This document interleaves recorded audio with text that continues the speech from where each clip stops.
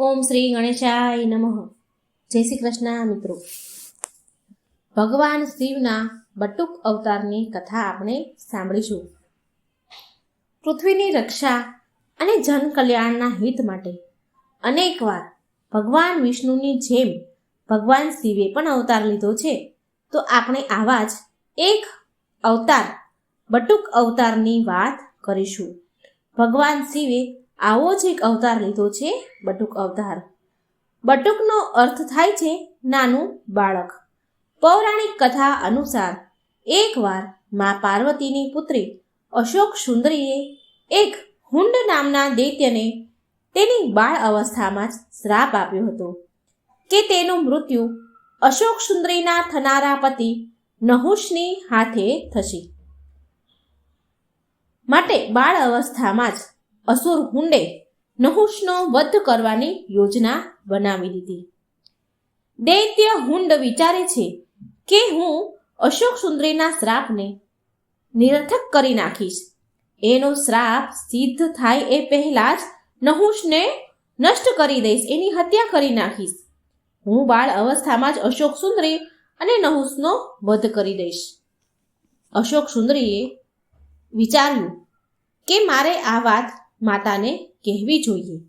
એને એવી ખબર પડી ગઈ કે દૈત્ય હુંડ નહુષનો હદ કરવા માટે જઈ રહ્યા છે. માટે અશોક સુંદરી બહુ વ્યાકુળ થવા લાગ્યા, બહુ ચિંતામાં પડી ગયા. અશોક સુંદરીને એમ થયું કે આ વાતની જાણ મારી માતા પાર્વતીને કહેવી જોઈએ. એટલે તેમણે એની માતાને બૂમ પાડી બોલાવે છે, માં, ઓ માં, તમે ક્યાં છો? મારું મન બહુ હૃદય વ્યાકુળ થઈ રહ્યું છે. એટલે માં પાર્વતી આવ્યા અને બોલ્યા, શું થયું પુત્રી? તું આટલી ગભરાયેલી ચિંતામાં કેમ છે? એટલે અશોક સુંદરી કહે છે, માં, એક હુંડ નામનો દૈત્ય હતો જેને મેં શ્રાપ આપ્યો હતો કે મારા થનારા પતિના હાથે જ, નહુષના હાથે જ તારું મૃત્યુ થશે. હવે એ હુંડ નામનો દૈત્ય નહુષને મારવા માટે નીકળી ગયો છે. એ નહુષનો વધ કરી નાખશે અને એને રોકી લો માં, નહીં તો અનર્થ થઈ જશે. એટલે માં પાર્વતી બોલ્યા કે હુંડ રાક્ષસની આટલી હિંમત કે એ નહુષની હત્યા કરવાનું સાહસ કરી બેઠો. આજે એ હુંડ દૈત્યને મારાથી કોઈ નહીં બચાવી શકે. દેવતા ઋષિમુનિ બધા જ હુંડ રાક્ષસના ત્રાસથી ત્રાહિમામ થઈ ગયા છે. હવે તો મારે એનો સંહાર કરવો જ પડશે. એટલામાં મા પાર્વતી બહુ ક્રોધે ભરાયા અને મહાકાળીનું રૂપ ધારણ કરી લીધું. જ્યારે મા પાર્વતી બહુ ક્રોધે ભરાતા ત્યારે મહાકાળીના રૂપમાં આવી જતા હતા. એમણે મહાકાળીનું રૂપ ધારણ કર્યું. એમનો ક્રોધ બહુ અત્યંત પ્રચંડ વધી રહ્યો હતો. તેમણે હાથમાં ખડક લીધું અને હુંડ દૈત્યનો વધ કરવા માટે ચાલી નીકળ્યા. પણ જો તે હુંડનો વધ કરી નાખે તો પ્રકૃતિનું વિરુદ્ધ થઈ જાય, કારણ કે હુંડ દૈત્યનો વધ તો નહુષના હાથે જ લખ્યો હતો. માટે મા મહાકાળીને રોકવા જરૂરી હતા. પણ એમના પ્રચંડ ક્રોધને કોણ રોકી શકે? આ સમસ્યા ઊભી થઈ. દેવર્ષિ નારદ ભગવાન વિષ્ણુ પાસે આવીને કહે છે, નારાયણ નારાયણ પ્રભુ, મહાકાળીમાં તો બહુ ક્રોધમાં આવી ગયા છે. હુંડનો વધ કરવા માટે નીકળી ગયા છે. મહાકાળીનો ક્રોધ કોણ શાંત કરશે? કોણ રોકશે મહાકાળીને? ભગવાન વિષ્ણુ બોલ્યા, હા નારદજી, તમે સાચું કહો છો. જો મહાકાળી નહીં રોકાય તો અનર્થ થઈ જશે. એમને રોકવામાં નહીં આવે તો વિનાશ થશે.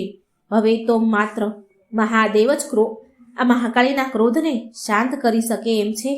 જેવી રીતે પહેલા પણ મહાકાળીના માર્ગમાં આવીને તેમના ક્રોધને શાંત કર્યો હતો મહાદેવી.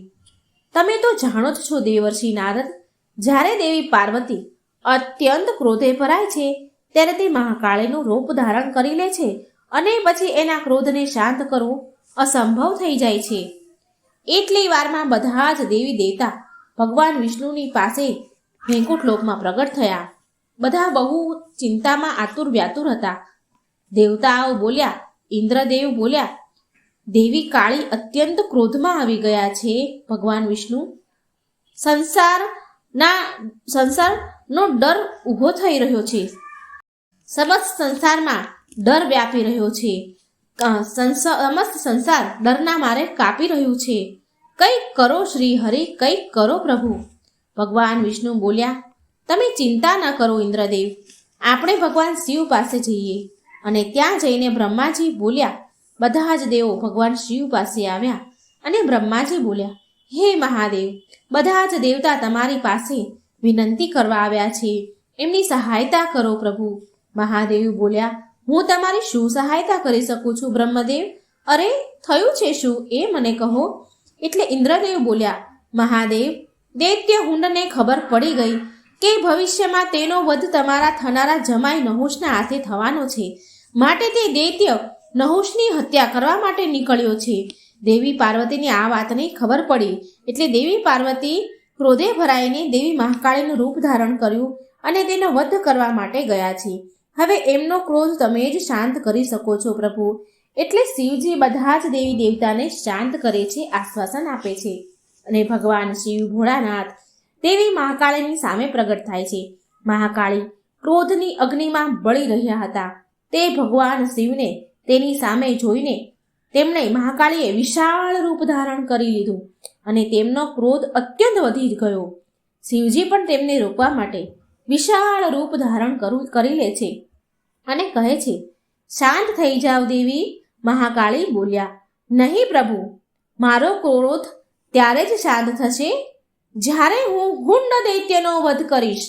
મહાદેવ બોલ્યા, પાર્વતી, જો તમે હુંડનો વધ કરી દીધો તો આ આપણી પુત્રી અશોક સુંદરીએ આપેલા શ્રાપનું શું થશે? તે શ્રાપ વ્યર્થ થઈ જશે. તમે શ્રાપની મર્યાદાને કેવી રીતે ભંગ કરી શકો? મહાકાળી બોલ્યા, તમે જાણો છો પ્રભુ, હુંડે આપણી પુત્રી અને થનારા જમાઈને મારી નાખવાનું સાહસ કર્યું છે અને તમે મને કહો છો કે હું શાંત થઈ જાઉં? નહીં નહીં પ્રભુ, હું શાંત નહીં થાઉં. ભગવાન મહાદેવ બોલ્યા, દેવી પાર્વતી, આકાશ તરફ જુઓ. તમે બધા જ દેવી દેવતા તમારા રુદ્ર રૂપથી કાપી રહ્યા છે. રુદ્ર રૂપને જોઈને ગભરાઈ ગયા છે. શાંત થઈ જાઓ દેવી, શાંત થઈ જાઓ. પાર્વતી આ જ સંસારના હિતમાં છે. મહાકાળી બોલ્યા, ના, હવે તો મને કોઈ જ નહીં રોકી શકે. હું હુંડનો વધ કરીને જ રહીશ.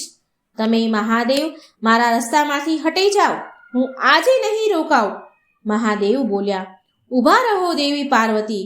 આપણી પુત્રી અશોક સુંદરી અને નહુષ બંને સહકુશળ છે. તેમને કંઈ જ નથી થયું. આકાશમાં નારદજી બહુ ચિંતા કરતા હતા કે નારાયણ નારાયણ, હવે શું થશે? પ્રભુ મહાકાળી તો ક્રોધની અગ્નિમાં આગળ વધી રહ્યા છે. હવે મહાદેવને કેવી રીતે એને શાંત કરશે? તેમણે તો મહાદેવની વાત પણ ન માની અને આગળ ચાલ્યા જ ગયા.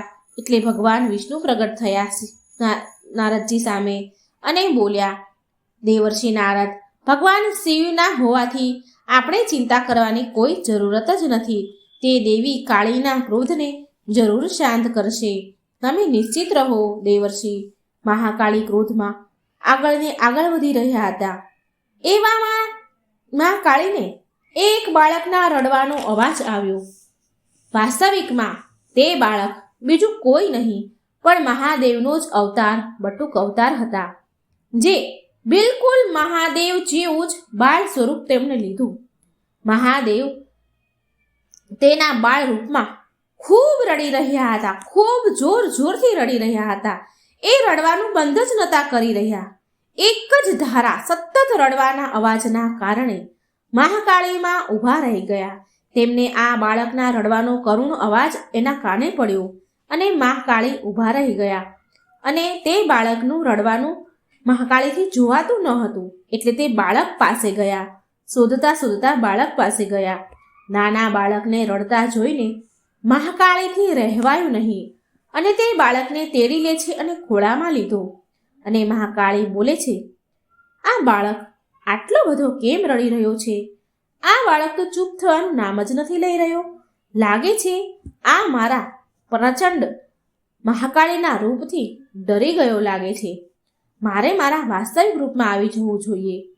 બાળકના કરુણ અવાજ સાંભળીને મહાકાળી તેમનો ક્રોધ ભૂલી ગયા અને વાસ્તવિક રૂપમાં પાર્વતીજીના સ્વરૂપમાં આવી ગયા અને તે બાળકને રમાડવા લાગ્યા અને તે બાળક પણ ચૂપ થઈ ગયું. અને તે જગ્યા પર ભગવાન વિષ્ણુ અને દેવર્ષિ નારદ સાથે બધા જ દેવતા પ્રગટ થયા. ભગવાન વિષ્ણુ બોલ્યા, દેવી પાર્વતી, તમે ધ્યાનથી આ બાળક સામે જુઓ. તમારા ક્રોધને શાંત કરવા માટે જ મહાદેવે આ બાળકનું રૂપ ધારણ કર્યું છે અને તે જ રડી રહ્યા હતા. એ તેમની પીડા હતી. એ જેટલું રડતા હતા એ બધી એમની પીડા હતી. એ જાણતા હતા કે તમે આ સમયે અત્યંત દુઃખી છો. તમે તમારા દુઃખને ક્રોધમાં પરિવર્તન કરી દીધું છે અને ક્રોધ વિનાશકારી હોય છે એ તમારાથી પરિચિત હતા. માટે તમારા ક્રોધને શાંત કરવા માટે મહાદેવે આ બાળકનું રૂપ ધારણ કર્યું હતું અને આજે એ સિદ્ધ થઈ ગયું કે અત્યંત ક્રોધને અત્યંત પ્રેમ ભાવથી જ શાંત કરી શકાય છે.